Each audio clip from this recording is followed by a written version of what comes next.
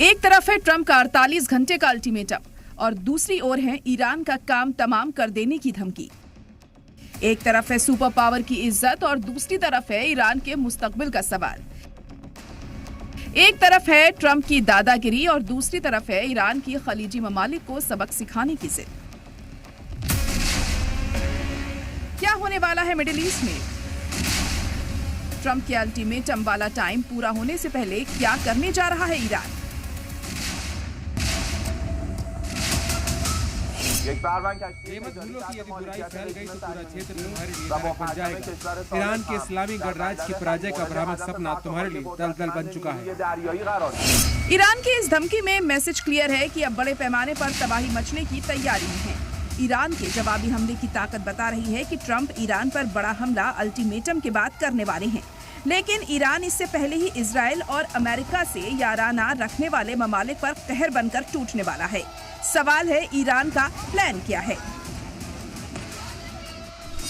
तो इसे ऐसे समझा जा सकता है कि ईरान के पास हमले के हथियार कौन कौन से हैं और ईरान कहां-कहां हमला कर सकता है। ईरान का पहला और सबसे खतरनाक हथियार है उसके ड्रोन।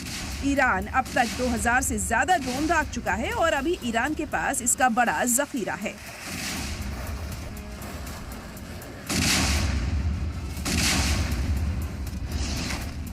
तो फाइनल फैसले में ईरान बेतहाशा ड्रोन अटैक कर सकता है। ईरान के पास दूसरा ताकतवर हथियार है बैलिस्टिक और क्रूज मिसाइलें।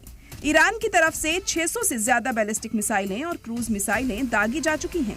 इसमें हॉर्मुज स्ट्रेट को बंद करने वाली एंटी शिप मिसाइलें और कोस्टल डिफेंस क्रूज मिसाइलें हैं। ईरान के पास सुपर पावर वाले फाइटर जेट्स नहीं हैं, ना ही अमेरिका तक मार करने वाली मिसाइलें हैं। लिहाजा ईरान की अब की बार की स्ट्रैटेजी दिख रही है वो ये कि ईरान छोटे छोटे फेज में हमले करेगा, जिसमें हर फेज में ड्रोन और मिसाइल का कॉम्बिनेशन होगा। 37 दिनों की जंग में ईरान ने ये साबित भी किया है कि उसे कमजोर समझने की नेतन्याहू और ट्रंप की भूल का नतीजा क्या है। सवाल है कि अब की बार ईरान कहां हमले की तैयारी कर रहा है। अब तक के रुख से लग रहा है कि ईरान इस बार इंफ्रास्ट्रक्चर पर सीधा हमला बोलने वाला है। मतलब ईरान के टारगेट पर यूएस के एनर्जी सेक्टर, गल्फ में मौजूद आईटी कंपनियां, डिसैलिनेशन प्लांट, तेल tanker, HIMARS rocket system, patriot missile battery, US naval base, Israeli defence sites, Israeli शहर हो सकते हैं। हालांकि कहा तो ये भी जा रहा है कि अमेरिकी ब्रिटेन बेस डिएगो गार्सिया पर हमला करके ईरान ने जाहिर कर दिया है कि उसकी रेंज में सिर्फ खलीजी ममालिक नहीं है, यानी अब की बार ईरान हमले का दायरा बढ़ा भी सकता है।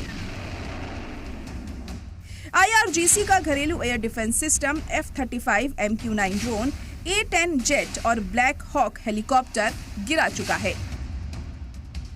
ईरान बार बार कहता है कि उसके पास कोई केमिकल वेपन नहीं है, लेकिन ईरान पर इल्जाम है कि वो छिपाकर केमिकल वेपन प्रोग्राम चला रहा है। ऐसे में डर इस बात का भी है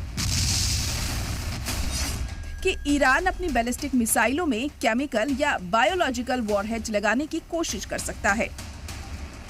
सोचिए, ईरान अगर इस तरह का खतरनाक हमला करता है तो जहां करेगा वहां किस लेवल की तबाही मचने वाली है। रही बात ट्रंप की, तो उनके अल्टीमेटम, सीज फायर और पीस प्रपोजल्स की ईरान पहले ही धज्जियां बिखेर चुका है।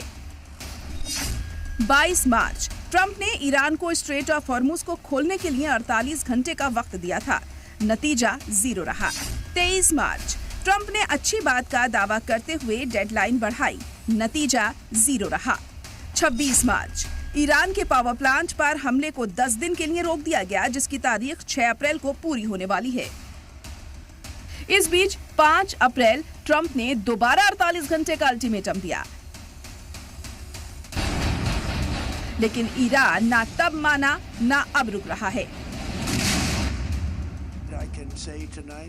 मैं आज रात कह सकता हूं कि हम अमेरिका के सभी सैन्य उद्देश्यों को पूरा करने की राह पर हैं।